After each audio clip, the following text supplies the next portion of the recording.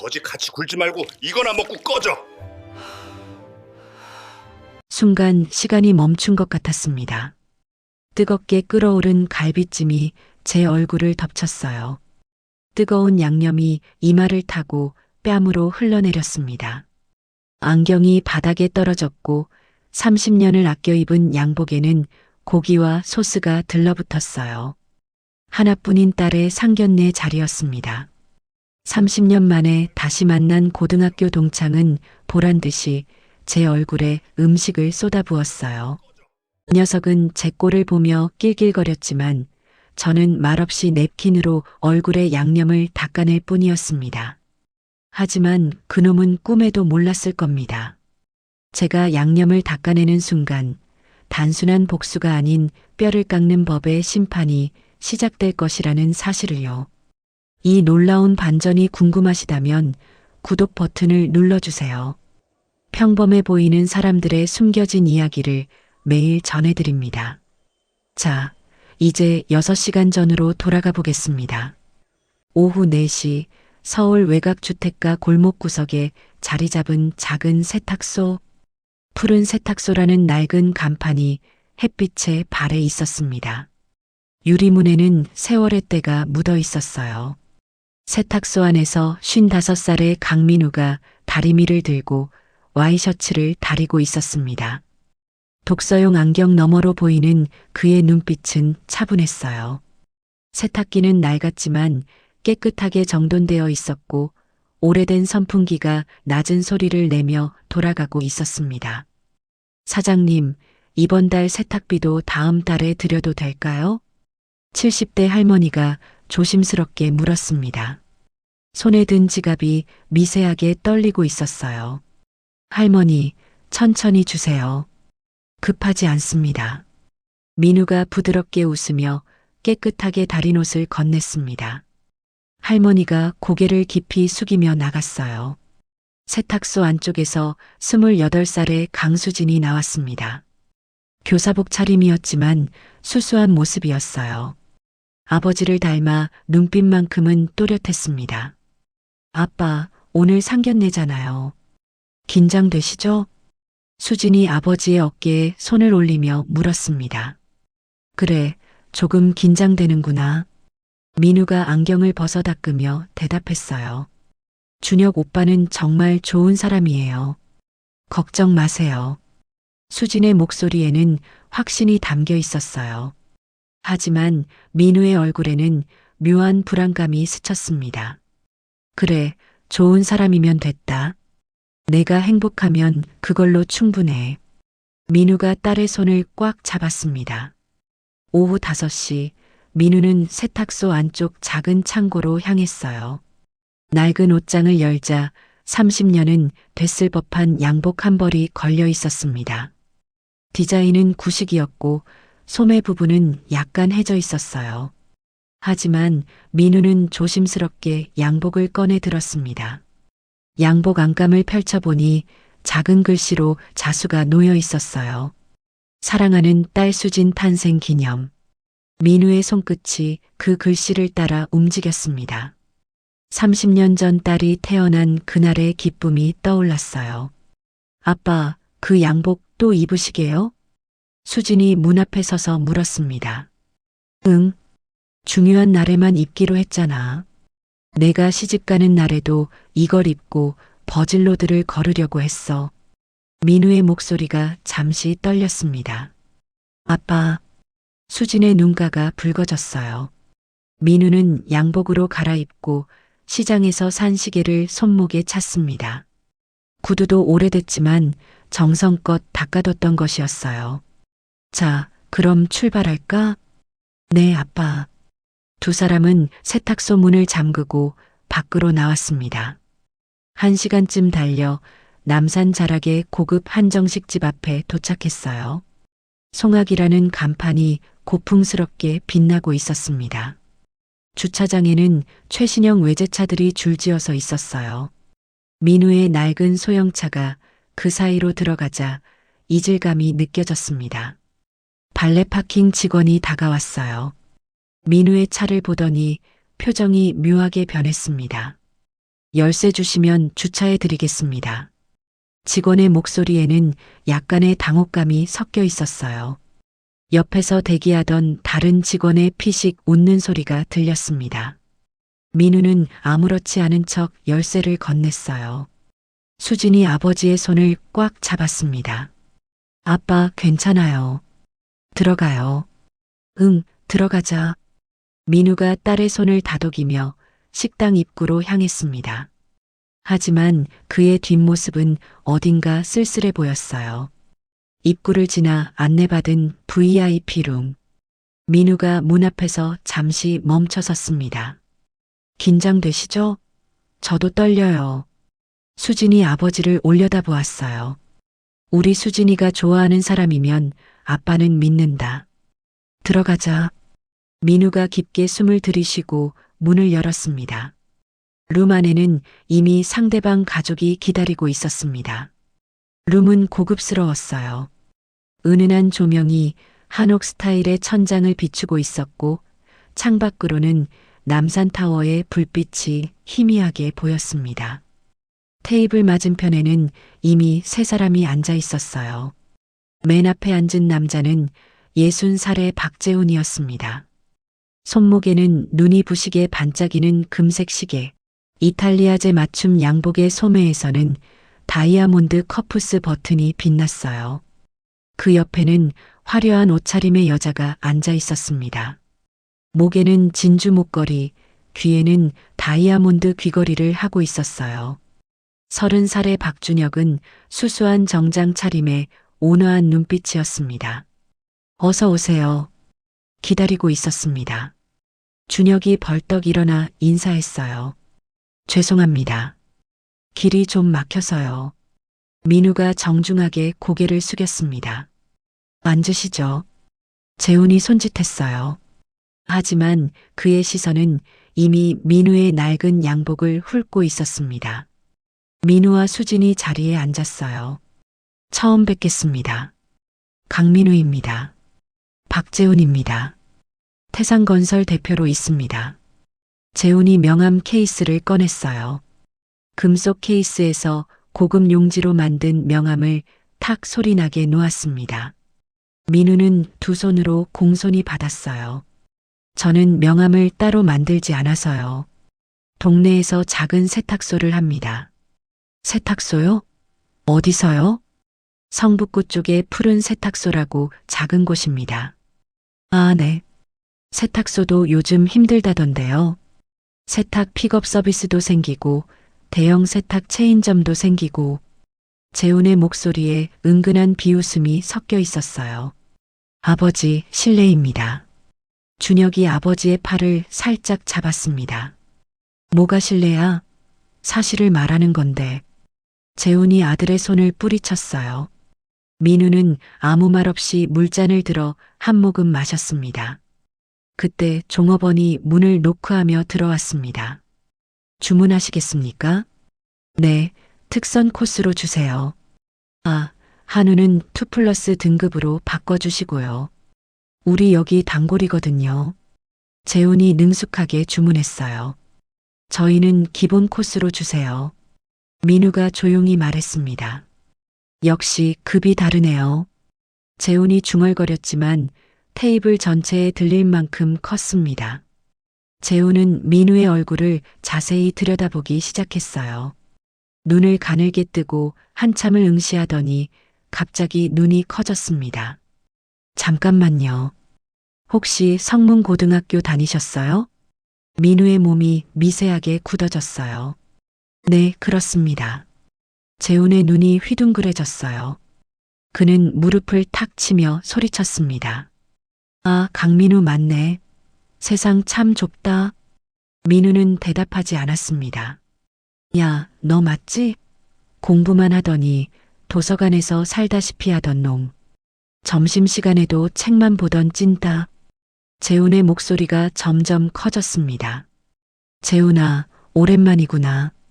오늘은 아이들 자리니까 예의를 지키면 좋겠다.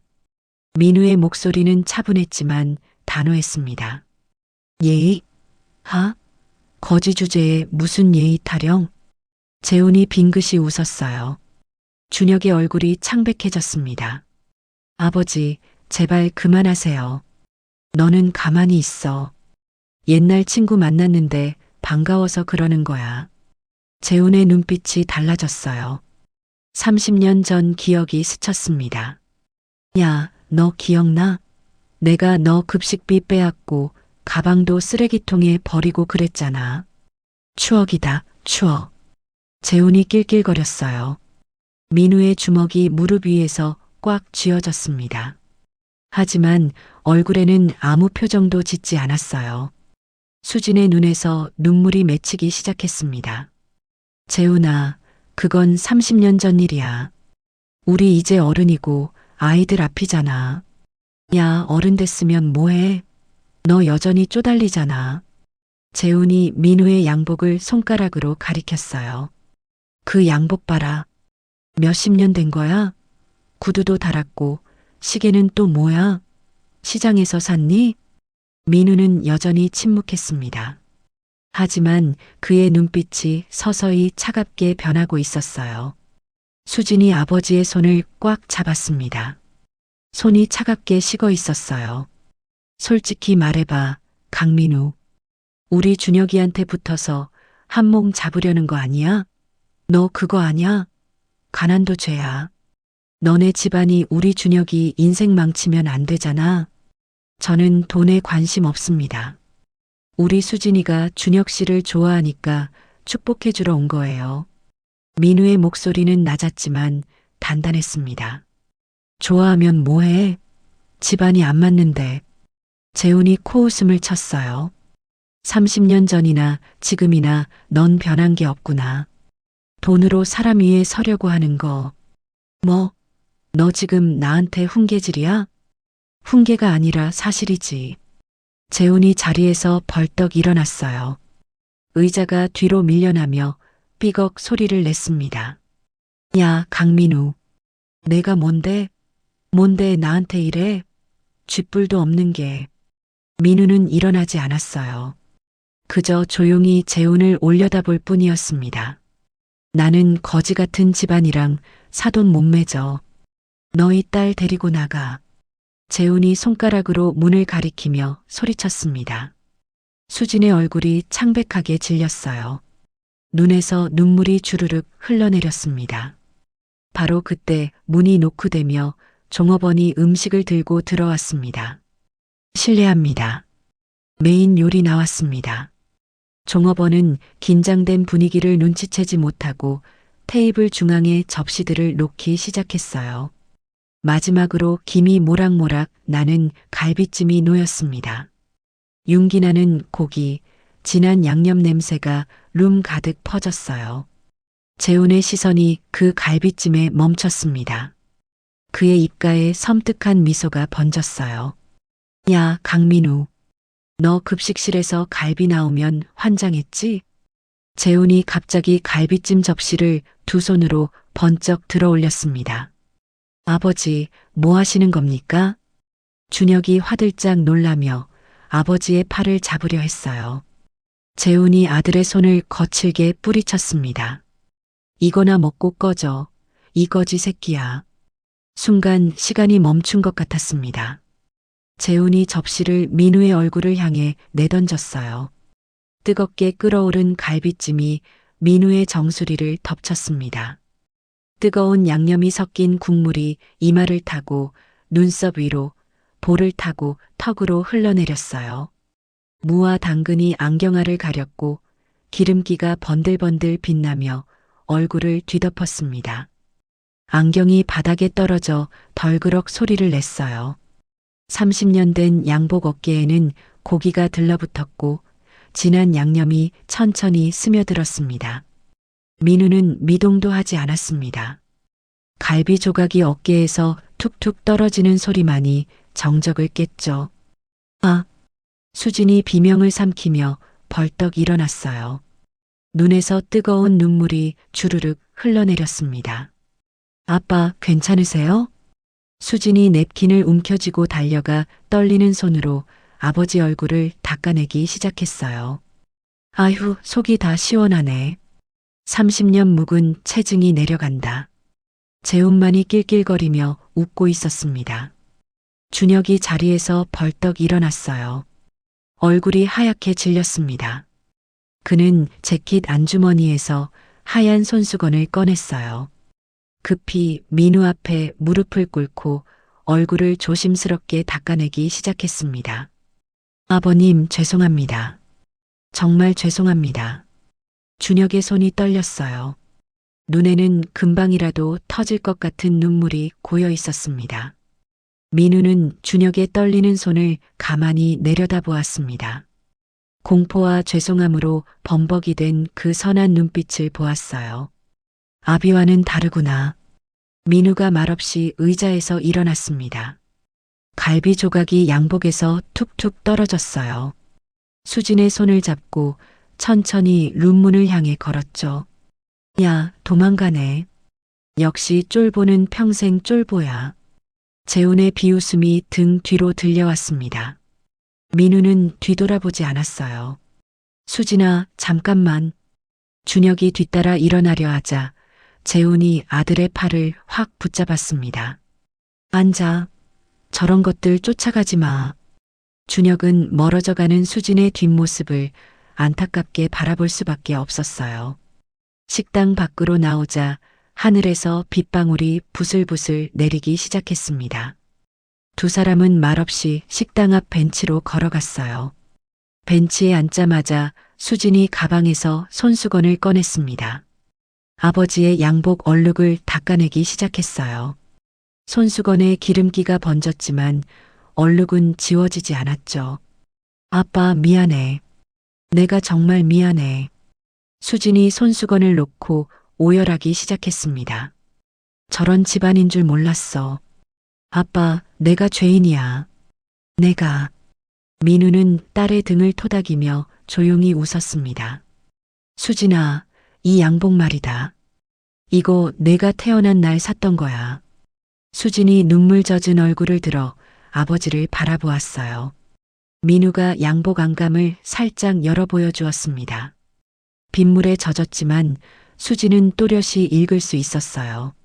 사랑하는 딸 수진 탄생 기념. 30년 전 내가 태어난 날 아빠는 세상에서 가장 행복한 사람이었어. 중요한 날에만 입으려고 30년을 아껴 입었지.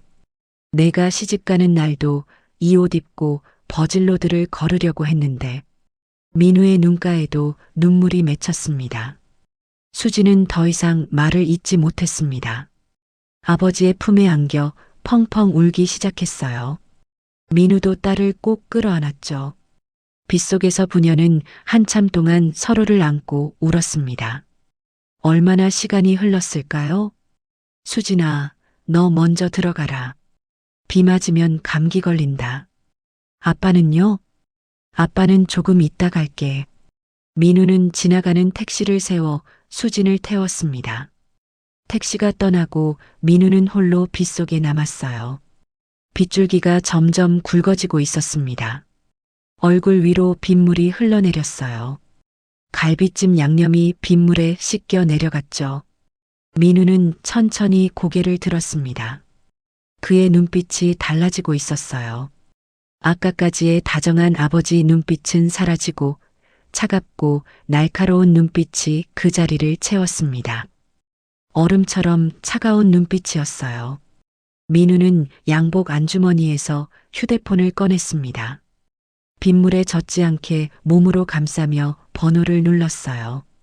신호음이 2번 울리고 상대방이 받았습니다. 선배님, 이 시간에 무슨 일이십니까? 김 검사, 나야. 태상건설 알지? 태상건설이요? 네, 압니다.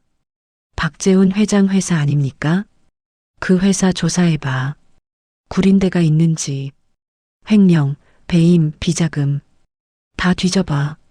선배님, 혹시 무슨 일이? 내일 아침 9시까지 보고 받을 수 있겠나? 전화기 너머로 잠시 침묵이 흘렀습니다. 그리고 단호한 대답이 들려왔어요. 알겠습니다. 내일 아침까지 준비하겠습니다. 민우가 전화를 끊었습니다. 빗속에 홀로 서서 먼 하늘을 바라보았어요. 그의 입가에 차가운 미소가 번졌습니다. 다음 날 아침 9시 태산건설 본사 회장실. 재우는 기분 좋게 출근해서 고급 가죽 의자에 깊숙이 몸을 파묻고 있었습니다. 통유리창 너머로 서울 도심이 한눈에 내려다 보였어요. 비서가 커피를 가져왔습니다. 회장님, 오늘 오후 2시에 골프 약속 있으십니다. 그래, 알았어. 재우는 커피를 한 모금 마시며 신문을 펼쳤습니다. 어젯밤 일은 이미 잊은 듯 했어요.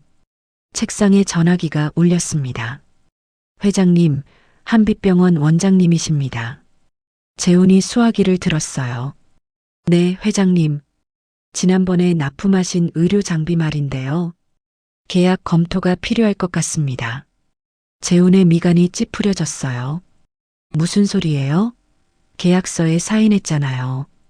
본사 지시입니다. 리스크 관리 차원에서요. 뚝. 일방적으로 전화가 끊겼습니다. 재훈의 얼굴이 굳어졌어요. 뭔가 이상했습니다. 또 전화벨이 울렸습니다. 이번에는 거래처 은행 지점장이었어요. 회장님, 죄송하지만 대출 연장건은 보류해야 할 것 같습니다. 뭐, 무슨 소리야? 이미 승인됐잖아. 본부에서 재검토 지시가 내려왔습니다. 태산건설 재무 상태를 다시 확인해야 한답니다.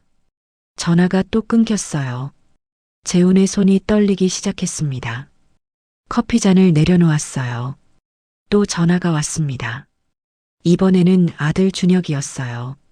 아버지, 큰일 났습니다. 지금 본사로 오시겠습니까? 무슨 일인데? 금융감독원에서 연락이 왔습니다. 특별감사 들어간답니다. 재훈의 손에서 수화기가 미끄러질 뻔했어요. 뭐라고? 재훈이 급히 회의실로 향했습니다. 복도를 걸으며 주먹을 불끈 쥐었어요. 누가 감히 우리를 건드려? 대체 누구야? 회의실 문을 벌컥 열었습니다. 준혁과 임원 몇 명이 어두운 표정으로 앉아 있었어요. 아버지, 이거 보세요. 준혁이 서류를 내밀었습니다. 금융감독원 공문이었어요. 제목 태산건설 재무제표 특별감사 착수. 재훈이 서류를 움켜쥐었습니다. 이미 회계감사 끝났는데 무슨 특별감사야? 새로운 제보가 들어왔다고 합니다. 분식회계 의심이래요. 누가 제보를 해? 재훈이 소리를 질렀어요. 그건 모르겠습니다. 회의실이 무겁게 가라앉았습니다. 회계팀장이 급히 들어왔어요. 얼굴이 창백했습니다. 회장님, 국세청에서도 연락이 왔습니다. 세무조사 예정이랍니다. 무슨 소리야? 태산건설이 금융감독원 조사 대상이 됐다는 소문이 퍼졌답니다. 국세청도 움직이기 시작했어요.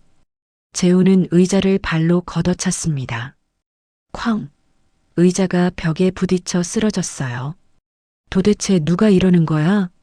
오후가 되자 더 많은 연락이 쏟아졌습니다. 대형 건설사 3곳에서 협력계약 중단, 부동산 개발업체에서 공동사업 보류, 시공협력사에서 거래 재검토. 모든 것이 동시다발적으로 터지고 있었어요. 저녁 6시, 재훈은 회장실에 혼자 남아 있었습니다. 책상 위에는 쏟아진 악재 관련 서류들이 산더미처럼 쌓여 있었어요. 재훈은 창밖을 내려다보았습니다. 하늘이 무겁게 흐려지고 있었죠. 이건 뭔가 조직적이야. 누군가 뒤에서 조종하고 있어. 그때 비서가 급히 들어왔어요. 회장님, 언론에서 취재 요청이 쏟아지고 있습니다. 무슨 내용으로? 태산건설 분식회계 의혹이 포털 뉴스에 떴습니다. 재훈이 컴퓨터를 켰어요. 포털 사이트 메인 화면, 실시간 검색어 7위. 기사 제목들이 줄지어 있었습니다. 태산건설 분식회계 의혹, 금감원 특별감사 착수, 부실 공사 의혹도 불거져, 안전점검 필요, 예전부터 소문 있었다는 업계 증언. 댓글창이 난리였어요. 역시 건설사 믿을 게 못 돼. 국민 세금으로 배 불린 놈들. 재훈의 손이 떨렸습니다. 회장님, 어떻게 하시겠습니까? 일단 법무팀 불러. 대응 방안 세워야 해. 재훈의 목소리가 떨렸어요. 그날 밤 11시, 재훈은 여전히 회장실에 남아 있었습니다. 혼자 소파에 앉아 위스키 잔을 기울이고 있었어요. 창밖으로 서울의 야경이 펼쳐져 있었어요. 한때는 저 불빛들이 모두 자기 것인 양 느껴졌습니다. 하지만 지금은 하나하나가 자신을 비웃는 것 같았어요. 누구야? 대체 누가 이러는 거야? 재훈은 알지 못했습니다. 평생 돈으로 사람을 밟고 올라온 자신이 이번에는 법이라는 거대한 힘에 짓밟히고 있다는 것을, 그리고 그 법을 집행하는 사람이 바로 어젯밤 자신이 갈비찜을 던진 그 남자라는 것을. 재훈의 손에 든 위스키 잔이 부들부들 떨렸습니다. 같은 시각 성북구 작은 세탁소. 민우는 세탁소 2층 작은 방에 앉아 있었습니다. 책상 위에는 노트북이 켜져 있었고 화면에는 태산건설 관련 뉴스 기사들이 떠 있었어요. 민우는 조용히 뉴스를 읽고 있었습니다. 그의 눈빛은 차갑고 냉정했어요. 휴대폰이 울렸습니다. 선배님, 김 검사입니다. 자료 정리 끝났습니다. 수고했네. 내일 아침에 보세. 선배님, 이거 정말 대형 사건입니다. 횡령액만 200억이 넘어요. 민우의 입가에 차가운 미소가 번졌습니다. 그래, 알고 있어. 내일 봐. 전화를 끊고 민우는 창밖을 바라보았습니다. 어둠 속에서 빗방울이 창문을 두드리고 있었어요. 이제 시작이야, 박재훈. 민우가 조용히 중얼거렸습니다. 일주일이 흘렀습니다. 태산건설 본사 로비는 취재진들로 북적였어요. 금융감독원 특별감사팀 방문. 카메라 플래시가 터지고 기자들이 마이크를 들이밀었습니다. 회장님, 분식회계 의혹에 대해 한 말씀 해 주십시오. 횡령 의혹은 사실입니까? 재훈은 고개를 숙인 채 로비를 가로질러 엘리베이터로 향했어요. 회장실 앞. 비서가 떨리는 목소리로 말했습니다.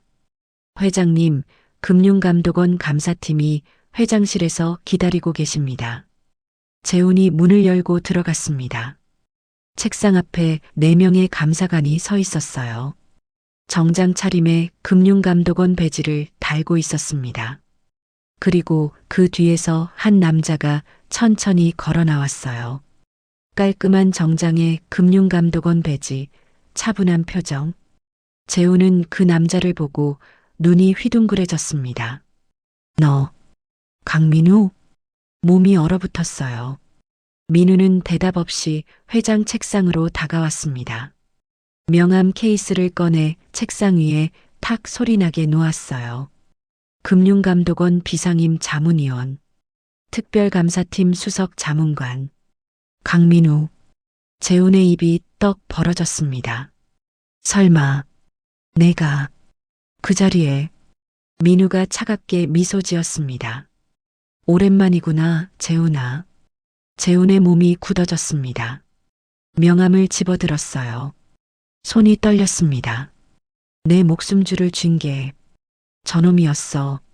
재훈의 머릿속이 하얘졌습니다. 민우가 서류 가방을 열었습니다. 두툼한 파일을 꺼내 책상 위에 펼쳤어요. 5년치 재무제표 다 봤어. 분식회계, 횡령, 비자금 조성. 민우가 천천히 페이지를 넘기며 말했습니다. 그건 관행이야. 건설업계는 다 그래. 재훈이 소리쳤어요. 관행이 범죄를 정당화하지 못해. 민우의 목소리는 차분했습니다. 민우가 또 다른 서류를 꺼냈어요. 회사 자금 횡령 230억, 비자금 조성 50억, 배임 혐의 100억.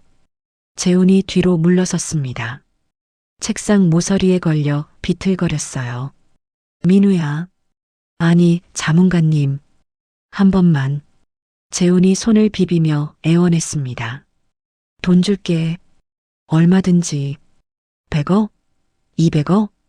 민우가 차갑게 바라봤습니다. 30년 전 내가 내 급식비를 빼앗을 때 나도 그렇게 빌었지. 그때는 철없어서 그랬어. 미안해. 정말 미안해. 재훈의 목소리가 떨렸습니다. 민우가 입가에 서늘한 미소를 지었어요. 어려서 철이 없었다고? 일주일 전 내가 내 얼굴에 갈비찜을 던질 때도 말이야. 그때도 너는 내 딸 앞에서 깔깔대며 웃었어. 잠시 침묵이 흘렀습니다. 하지만 나는 지금 법 앞에서 웃고 있는 거야. 민우가 서류를 꺼내 도장을 찍기 시작했어요. 쾅! 금융감독원법 위반. 쾅! 특정경제범죄 가중처벌법 위반. 쾅! 횡령 및 배임 혐의. 쾅! 검찰 고발 조치. 안 돼. 재훈이 바닥을 기어갔어요. 민우의 바지단을 붙잡았습니다. 민우야, 제발. 우리 30년 친구잖아. 민우는 뒤돌아보지 않았습니다. 친구? 내가 나를 친구로 본 적이 있었나? 민우의 목소리는 낮고 차가웠어요. 뒤에서 재훈의 절규가 들렸습니다. 민우야, 한 번만. 제발. 민우는 문을 열고 나갔어요. 문이 닫히는 소리가 회장실에 울렸습니다. 재훈은 바닥에 주저앉아 있었어요. 회장실은 고요했습니다. 창밖으로 취재진들의 카메라 플래시가 희미하게 보였죠. 재훈은 그제야 깨달았습니다. 돈으로 살 수 없는 것이 있다는 걸. 그리고 갈비찜 한 그릇이 자신의 모든 것을 앗아갔다는 것을. 복도를 걸어 나오는 민우의 뒤에서 한 감사관이 다가왔습니다. 자문관님, 이거 정말 대형 사건이네요. 검찰 넘기면 최소 징역 5년은 나오겠습니다. 그래, 수고했네. 민우가 짧게 대답했어요. 그런데 자문관님, 혹시 개인적인 일이신가요? 이렇게까지 직접 나서시는 건. 민우가 걸음을 멈췄습니다. 잠시 침묵하다가 조용히 말했어요. 아니야. 그냥 법을 집행하는 거지. 민우가 다시 걸음을 옮겼습니다. 엘리베이터를 타고 1층으로 내려왔어요. 로비에는 여전히 기자들이 가득했습니다.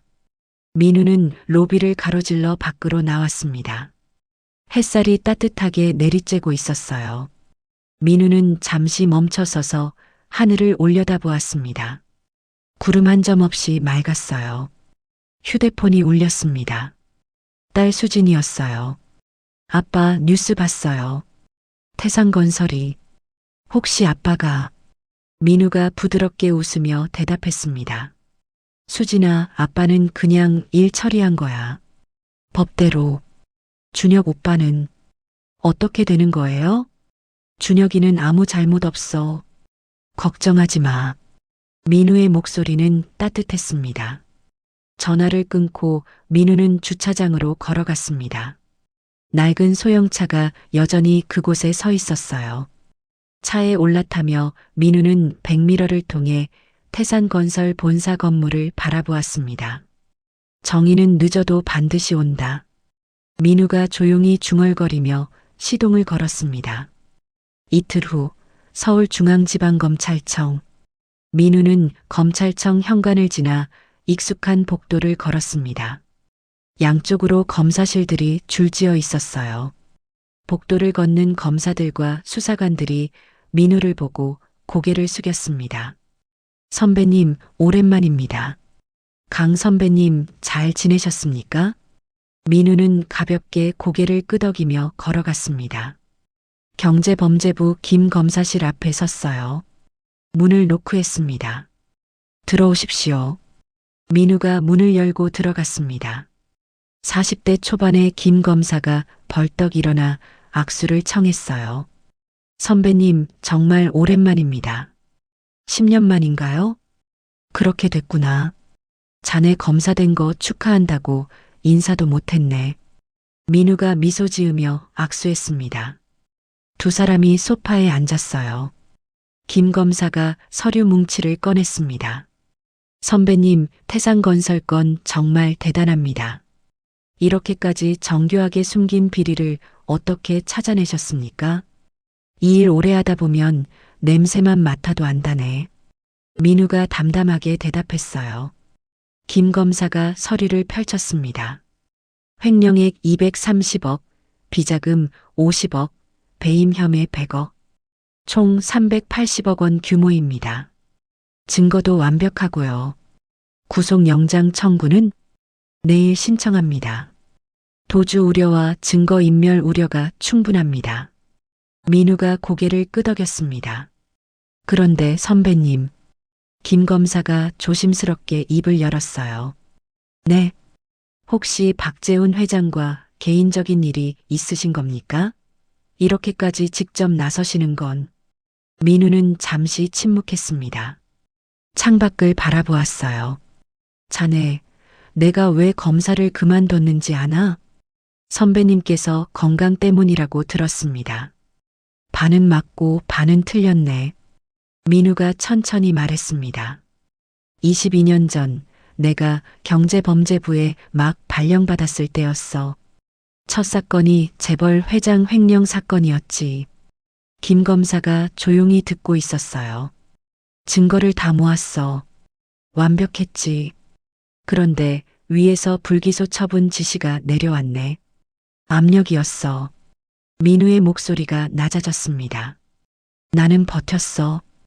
끝까지 수사하겠다고. 그랬더니 나를 좌천시켰지. 지방으로 발령 냈어.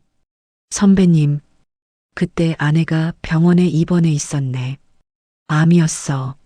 서울에 있어야 치료받을 수 있었는데 나는 지방으로 쫓겨났지. 민우의 눈가가 붉어졌습니다. 결국 아내는 그해 겨울에 세상을 떠났어. 내가 곁에 있어줄 수 없었지. 김 검사의 눈에도 눈물이 맺혔어요. 그래서 나는 검사를 그만뒀네. 이런 세상에서 법을 지킬 수 없다고 생각했어. 딸을 키우며 조용히 살았지. 민우가 잠시 말을 멈췄습니다. 하지만 이번엔 달라. 이번엔 내가 직접 나섰고 증거를 완벽하게 모았어. 선배님께서 전설의 재벌 저승사자셨다는 소문은 들었습니다. 하지만 이런 사연이 있었는지는 몰랐습니다. 김 검사가 고개를 숙였습니다. 법은 힘없는 사람의 편이어야 해. 그게 내가 검사가 됐던 이유였고 지금도 그 마음은 변하지 않았네.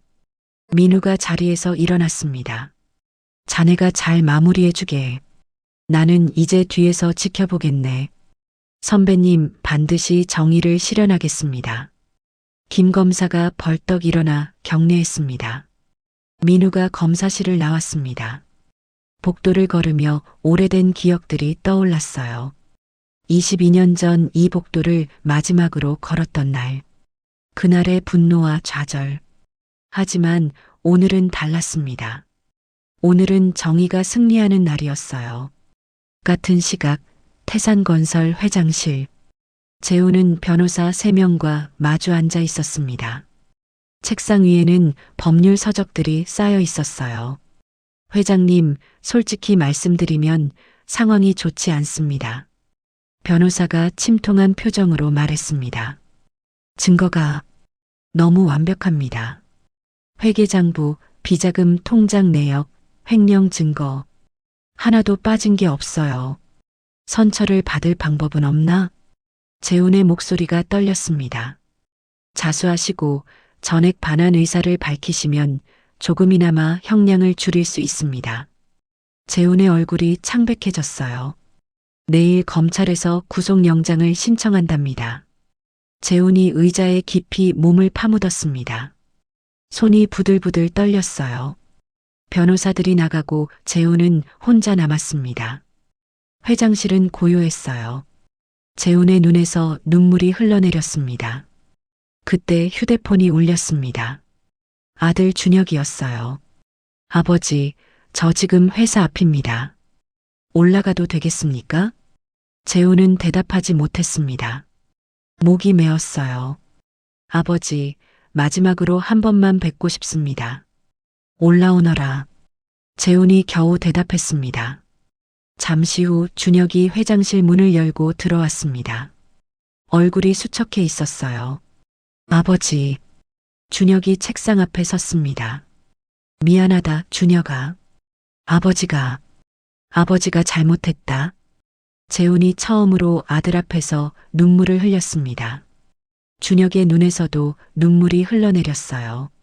아버지, 저는 수진이를 포기할 수 없습니다. 재훈이 고개를 들었습니다. 아버지가 저지른 일은 제가 갚겠습니다. 하지만 저는 아버지와 다른 길을 가겠습니다. 준혁의 목소리는 떨렸지만 단호했습니다. 재훈은 아들을 바라보았습니다. 그 눈빛에서 자신과는 다른 무언가를 보았어요. 정직함, 양심. 그래, 내가 옳다. 아버지처럼 살지 마라. 재훈이 고개를 끄덕였습니다. 이틀 후 태산건설 연구소. 준혁은 밤 11시가 넘은 시각에 혼자 남아 있었습니다.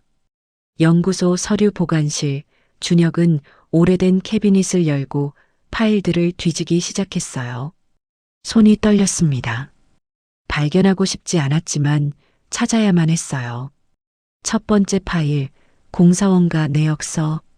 자재비가 실제보다 30% 부풀려져 있었습니다. 차액은 비자금으로 빼돌려진 흔적이 역력했어요. 준혁의 얼굴이 굳어졌습니다. 두 번째 파일, 하도급 계약서. 협력업체에 지급한 금액과 실제 입금 금액이 달랐어요. 차액은 회장 비자금 통장으로 들어갔습니다. 세 번째 파일, 부실 공사 은폐 보고서. 안전검사를 통과하지 못한 건물을 서류 조작으로 준공 처리한 기록이었어요. 한 장, 두 장, 세 장. 서류는 끝없이 나왔습니다. 준혁의 손이 떨렸어요. 이게 전부 거짓이었어. 내가 일했던 모든 게. 준혁은 눈물을 흘리며 서류를 복사하기 시작했습니다. 복사기 소리만이 조용한 연구소에 울려 퍼졌어요. 새벽 3시 준혁은 복사한 서류를 가방에 담았습니다. 연구소를 나서며 뒤돌아보았어요. 이곳에서 보낸 5년 모두 거짓 위에 세워진 시간이었습니다. 일주일 후 한 호텔 컨퍼런스룸. 기자들이 모여 있었습니다. 단상 위로 준혁이 올라왔어요. 정장 차림이었지만 넥타이는 매지 않았습니다. 태산건설 전 상무 박준혁입니다. 준혁의 목소리가 마이크를 통해 울려 퍼졌어요. 카메라 플래시가 터지기 시작했습니다. 오늘 이 자리는 아버지가 저지른 범죄를 고발하기 위해 마련했습니다. 회의장이 술렁였어요. 준혁이 서류 뭉치를 들어 올렸습니다. 이것은 태산건설이 5년간 저지른 비리의 증거입니다.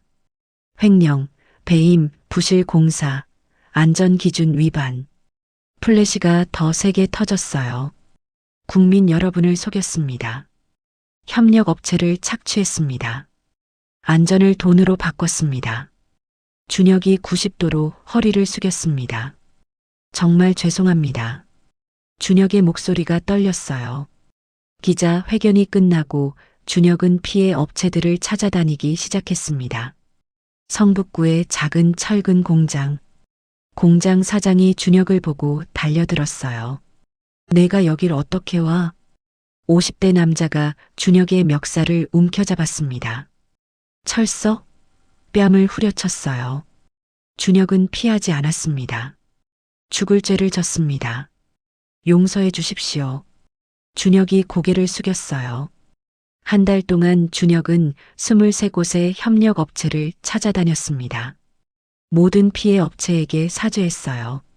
자신의 적금, 펀드, 비상금을 모두 해약해서 미지급금으로 나눠줬습니다. 이제 빈털터리가 되었어요. 어느 날 저녁 준혁은 민우의 세탁소 앞에 서 있었습니다. 비가 부슬부슬 내리고 있었어요. 초인종을 눌렀습니다. 잠시 후 민우가 문을 열었습니다. 아버님, 준혁의 목소리가 떨렸습니다. 들어오게. 민우가 문을 활짝 열었어요. 세탁소 2층 작은 거실. 두 사람이 마주 앉았습니다. 아버지가 구속됐습니다. 준혁이 말했습니다. 알고 있네. 민우가 조용히 대답했어요. 당연한 일인데 왜 이렇게 가슴이 아픈지 모르겠습니다. 준혁의 눈에서 눈물이 흘러내렸습니다. 민우가 준혁의 어깨에 손을 올렸어요. 자네는 잘못한 게 없어. 저는 아버지를 용서할 수 없습니다. 하지만 여전히 제 아버지입니다. 준혁이 고개를 들었어요. 그래도 된다네. 아들이 아버지를 닮을 필요는 없어. 민우가 준혁을 바라봤습니다. 민우가 책상 서랍을 열었습니다. 두툼한 봉투를 꺼내 준혁 앞에 놓았어요. 이게 뭡니까? 내가 평생 모은 돈이야. 창업 자금으로 쓰게. 아버님, 저는 받을 자격이. 준혁이 손을 저었어요. 민우가 준혁의 손을 꽉 잡았습니다. 내 돈은 깨끗해. 그러니 떳떳하게 쓸 수 있을 거야. 이제 자네 길을 가게. 민우의 목소리가 단단했어요. 준혁이 봉투를 받아들었습니다. 감사합니다, 아버님. 평생 갚겠습니다. 민우의 눈시울이 붉어졌습니다. 이제 수진이를 행복하게 해주게. 네, 목숨 걸고 지키겠습니다. 준혁이 고개를 들었어요. 그날 밤 준혁은 수진을 만났습니다. 한강공원 벤치였어요. 수진아, 나는 이제 아무것도 없어. 회사도 그만뒀고 재산도 다 썼어. 준혁이 떨리는 목소리로 말했습니다. 괜찮아요, 오빠. 저도 월급쟁이 회사원인걸요. 우리 평범하게 함께 살아가요. 수진이 준혁의 손을 꽉 잡았습니다. 정말 괜찮겠어? 고생할 텐데. 오빠가 정직하게 사는 모습이 좋아요.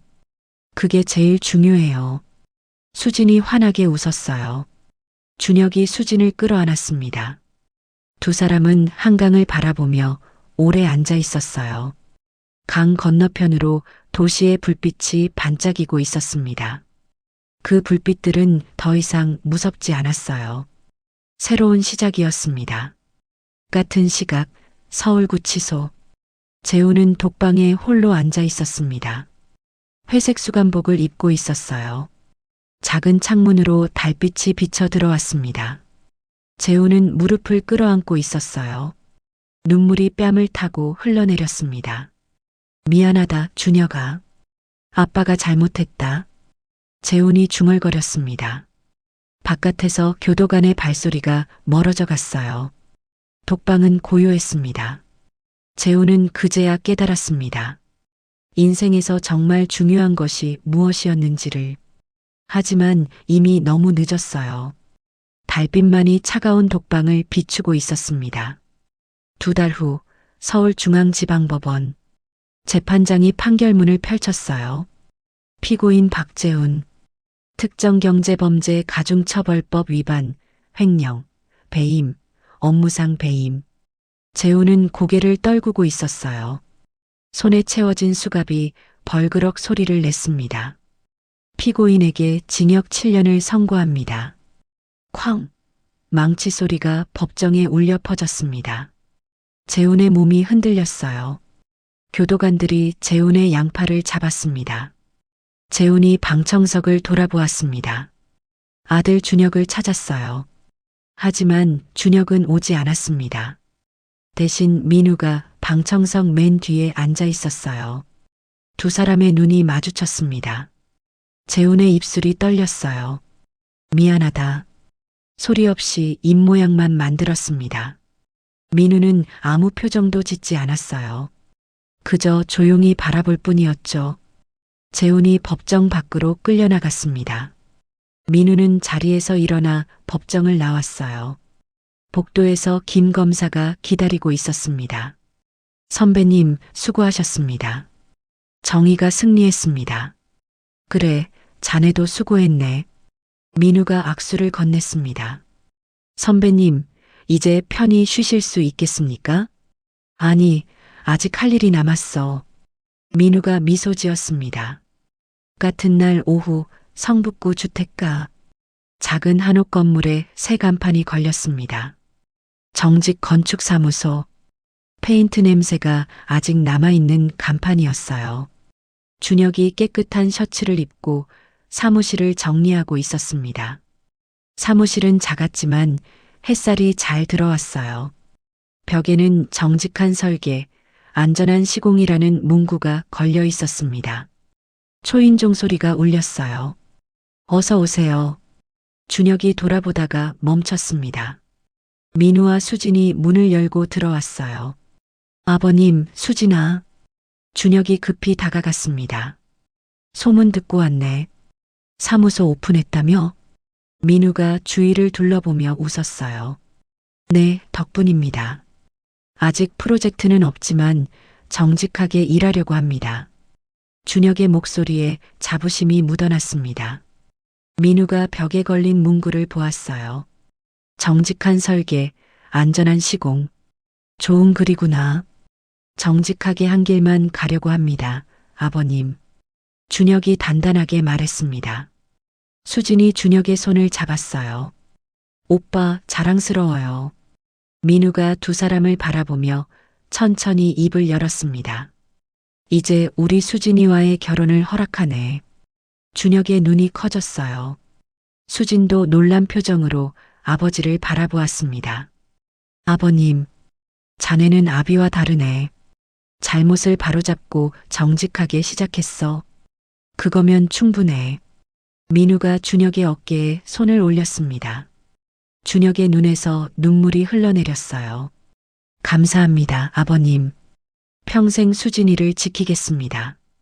수진도 울먹이며 아버지를 끌어안았어요. 아빠, 고마워요. 민우도 딸을 토닥였습니다. 사무소 밖으로 나오자 봄볕이 따뜻하게 내리쬐고 있었어요. 벚꽃이 흩날리고 있었습니다. 민우는 하늘을 올려다보았어요. 정의는 늦어도 반드시 온다. 그리고 정직함은 결코 지지 않는다. 민우가 조용히 중얼거렸어요. 벚꽃잎이 민우의 어깨에 내려앉았습니다. 그는 그것을 손으로 받아 하늘로 날려보냈어요. 벚꽃잎이 바람에 실려 높이 올라갔습니다. 6개월 후 가을.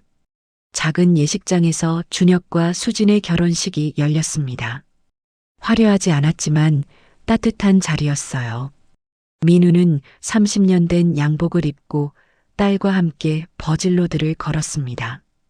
양복 안감에는 여전히 그 자수가 새겨져 있었어요. 사랑하는 딸 수진 탄생 기념. 수진이 아버지의 팔을 꽉 잡고 걸었습니다. 아빠 사랑해요. 나도 사랑한다. 우리 딸. 민우의 목소리가 떨렸습니다. 버질로드 끝에서 준혁이 환하게 웃으며 기다리고 있었어요. 민우는 딸의 손을 준혁에게 건넸습니다. 잘 부탁하네. 네, 아버님. 평생 책임지겠습니다. 준혁이 고개를 깊이 숙였습니다. 식이 끝나고 하객들이 떠난 후 민우는 홀로 예식장 밖에 서 있었습니다. 가을 하늘이 높고 맑았어요. 휴대폰이 울렸습니다. 김 검사였어요. 선배님, 좋은 소식입니다. 박재훈 회장이 감옥에서 피해자들에게 사과 편지를 쓰고 있답니다. 그래, 잘 됐네. 민우가 조용히 대답했습니다. 선배님 덕분에 많은 것이 바뀌었습니다. 법이 정말 힘없는 사람의 편이 될 수 있다는 걸 배웠어요. 자네가 잘해준 거야. 민우가 미소 지었습니다. 전화를 끊고 민우는 멀리 보이는 산을 바라보았습니다. 그의 마음은 평온했어요. 30년 전의 상처, 상견례 자리의 모욕, 모든 것이 이제는 용서로 바뀌었습니다. 민우는 조용히 걸음을 옮겼습니다. 가을 햇살이 그의 뒷모습을 따뜻하게 비추고 있었어요. 정의는 늦어도 반드시 온다. 그리고 사랑은 모든 것을 이긴다. 민우의 발걸음이 가벼웠습니다. 새로운 시작이었습니다.